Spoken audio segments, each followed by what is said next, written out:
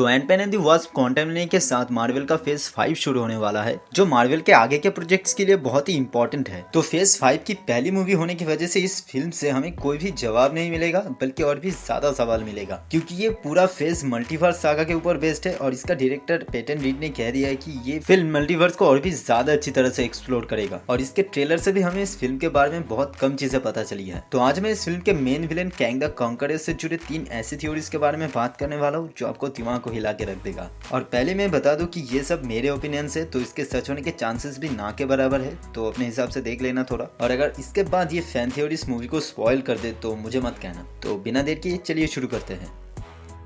तो सबसे पहले इस थ्योरी के बारे में बात करते हैं कि कैंग यहाँ पे आया कैसे। तो ट्रेलर में कैंग कहता है उसने अपना बहुत सारा टाइम गवा दिया है, तो इसीलिए उसे स्कॉट की मदद चाहिए। अब यहाँ पे कैंग के बातों से हमें साफ पता चल जाता है कि कैंग यहाँ पे बहुत लंबे टाइम से कैद है, लेकिन सवाल आता है कि वो यहाँ पे आया कैसे। तो कुछ टाइम पहले जो कॉमिक कॉन हुआ था वहाँ पे हमें स्कॉट और कैंग के बीच हुए कॉन्वर्सेशन का एक एक्सटेंडेड वर्जन दिखाया जाता है, जहाँ पे ये क्लियर हो जाता है कि कैंग ने थॉर और एंटमैन के साथ साथ कई एवेंजर्स को अनगिनत बार हराया है। तो शायद उनके बीच हुए बैटल ही कैंग के इतने लंबे टाइम से क्वांटम रियल में कैद होने का रीजन है। तो मेरी थ्योरी ये है कि शायद एवेंजर्स ने जब कैंग को नहीं हरा पाया था तब उन्होंने कैंग को क्वांटम रियल में कैद कर दिया। और शायद क्वांटम रियल में एक ऐसी जगह है जहाँ से सारी यूनिवर्स में ट्रैवल किया जा सकता है, क्योंकि हमने एंटमैन के ट्रेलर में क्वांटम रियल के अंदर कई टनल्स देखे, और ऐसा ही सिमिलर टनल्स हमने एवेंजर्स एंड गेम में भी देखा था, जब एवेंजर्स टाइम हाइस्ट करके टाइम में पीछे जाते हैं। और क्वांटम रियल में वक्त अलग अलग चलने की वजह से कैंग के हिसाब से उसने बहुत ज्यादा टाइम गवा दिया है, जिसकी वजह से उसे स्कॉट की मदद चाहिए। अब यहाँ पे शायद उसे कोई अलग टाइमलाइन या फिर यूनिवर्स में जाने के लिए एक टेक की जरूरत है, जिसको ले आने के लिए वो स्कॉट को मजबूर करता है।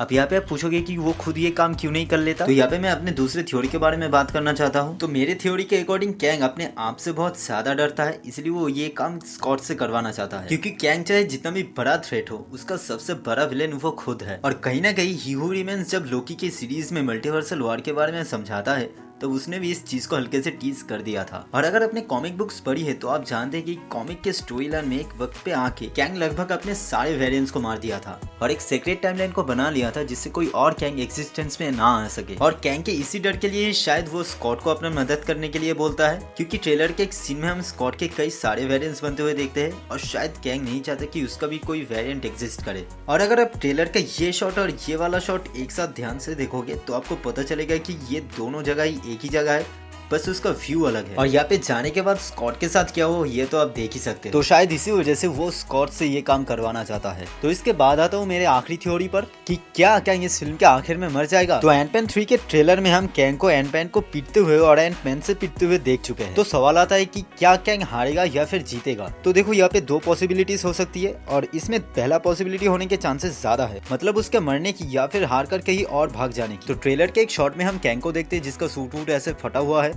और जो की बहुत बुरी हालत में है। और इसका रीजन भी बहुत ज्यादा सिंपल नहीं है, क्योंकि उसका सूट टाइम में ट्रैवल करने के लिए बना है, और ट्रेलर में कई बार हमने उसको अपने सूट के मदद से पावर को समन करते हुए देखा है। और वैसे भी उसने बहुत सारी यूनिवर्स में कॉन्कर किया है, तो उसका सूट ज्यादा पावरफुल ना हो ये बात ज्यादा सेंस भी नहीं बनाता है।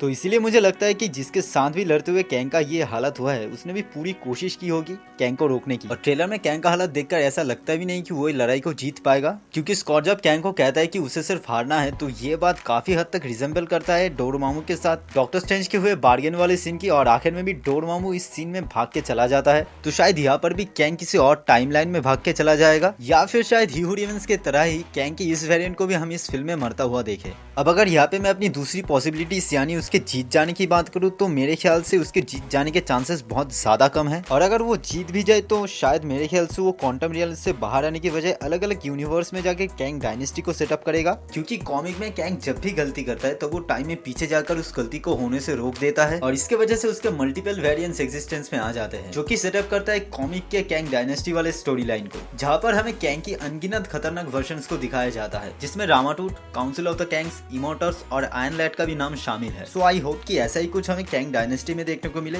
जिसको ट्रिगर करेगा एंटमैन एंड द वास्प का पोस्ट क्रेडिट सीन। तो दोस्तों ये था वीडियो मार्वल के मल्टीवर्स सागा के main villain Kang the conqueror के ऊपर। मेरे ओपिनियंस के हिसाब से मैंने इन थ्योरीज को बनाया है, तो आपको इस बारे में क्या लगता है नीचे कमेंट कीजिए, और अगर वीडियो अच्छी लगी तो प्लीज लाइक कीजिए, शेयर कीजिए, और अगर हमारे चैनल पे नए हैं तो प्लीज सब्सक्राइब कीजिए। तो मिलते हैं अगले वीडियो में, तब तक के लिए गुड बाय।